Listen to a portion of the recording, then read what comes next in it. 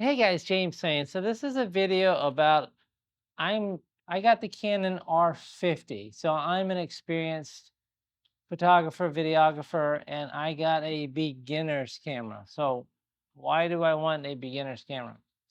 Well, I'm getting ready to take a trip to New York in a couple months, and I'm gonna be like in full tourist mode. I'm gonna be carrying a camera all day. I do have the choice of I have a Canon 90D. My zoom lenses are Sigma Art 18 to 35, and I have a Sigma Art 24 to 70.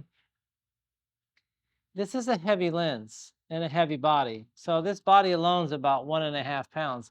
My Canon R5, oh, with this Sigma Art 24 to 70, this is about 3.5 pounds. This is a lot to carry. So the reason I'm going with the Canon R50 is because it has a lot of features and it is very light. So if I match this camera up with some prime lenses, I have a 16mm prime lens, a 35mm prime lens, and a 50mm prime lens. No matter what lens is on, the 35mm is the heaviest of all. But this is about 1.5 pounds. This is half. What's my R5? This is 3.5 pounds. Actually, this is 1.2, less than half. This is a huge difference. Now, the only drawback, one, I am okay that I'm going to be switching uh, to a prime lens. So it'd be nice if I had a lightweight zoom lens, which I don't have. But I've had this for a couple of weeks now, and I've done some tests. I'll show you. Well, because I need it for photographs and I need it for video. So there's two things I don't like about this. One, it is a crop sensor. On my Canon 90D, it's a crop sensor as well. Um, so if I want some wide, but I do have a 10mm, 10 to 18 zoom lens. So I think I'll be okay. Just put the adapter on. But it is a crop sensor. And the other thing, this camera does not have image stabilization for video. So that is, to me, that is the biggest drawback. This will be when I go up like on a helicopter tour, if I go out on a boat up the East River, or this, because this camera has image stabilization. So of course this has digital image stabilization. So we're going to look at some examples of how is the video without image stabilization versus it has image stabilization digitally, and then it has enhanced where it zooms up even more to give the stabilization. So, but I've had this a couple weeks, and as far as the video, I normally shoot everything in manual mode, but I'll show you some. It shoots 4K, uncropped 4K, so that was a definite need. But being so light and on a tripod doing great video.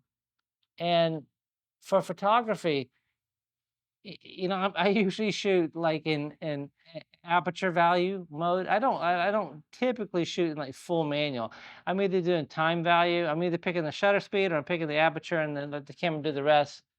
But I'll show you some photographs. I just did some quick photographs of how, if I was in New York, I'm gonna take a photograph of me or my wife or of us together.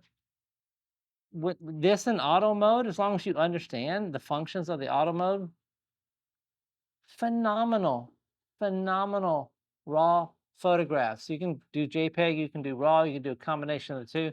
But because combining this, and I have the micro clutch, this didn't come. This is the micro clutch from PD.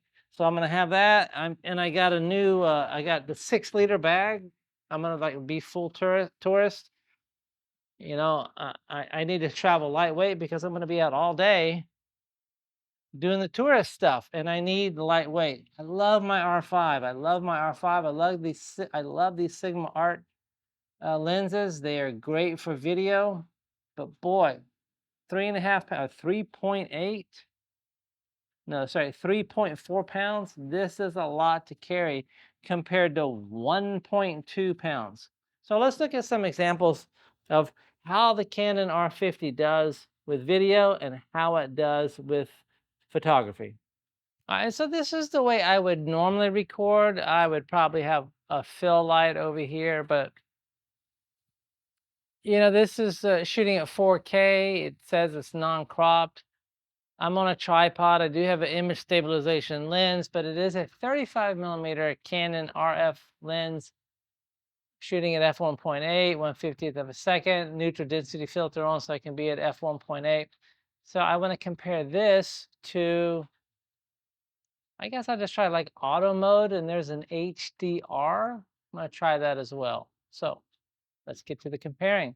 So actually, I've never shot video in automatic mode. I have no idea what this is going to choose for me. Got a lot of wind noise, got a lot of pool noise. That's why I'm using the Rode Wireless Go Mic 2 to cancel all that out. But I'm curious to see, and I purposely have kind of a busy background. Yeah, we can see the ugly chair back there. But I want to see, did this blur the background for me? So this one is auto mode, 100% auto. The camera's setting everything. I'm not really sure what this will give me. I don't know if it's going to be like an HDR photograph. HDR's got that weird look. It was really popular. I'm not a big fan of the HDR. What I am a fan of is like bracketing in photographs where you can get detail in the highlights and details in the shadows. But not that HDR's got that overly processed look about it, but just a personal preference. So we'll see what HDR. So all this is being done on the Canon EOS R50 with the Canon RF 35mm lens. Well, when I'm shooting manual, it's at f1.8. All this auto stuff, I don't know what it's going to be at. Hopefully that's all out of focus back there. Let's see. All right, so here's video with no image stabilization. Pretty shaky to the point of almost being unusable.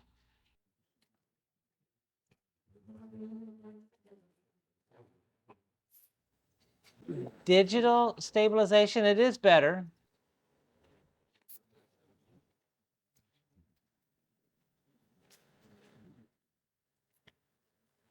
Now the enhanced is even better.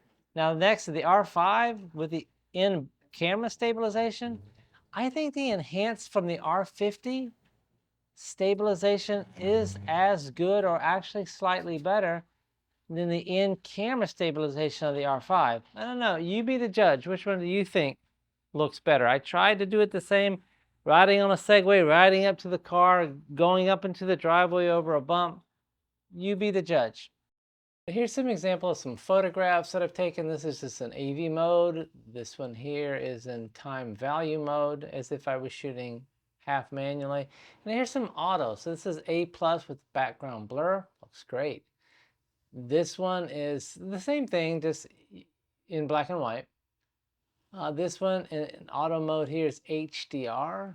I'm not a big fan of HDR for people. Special scene settings, smooth skin, all auto. Looks pretty good. Special scene setting, portrait. I like it.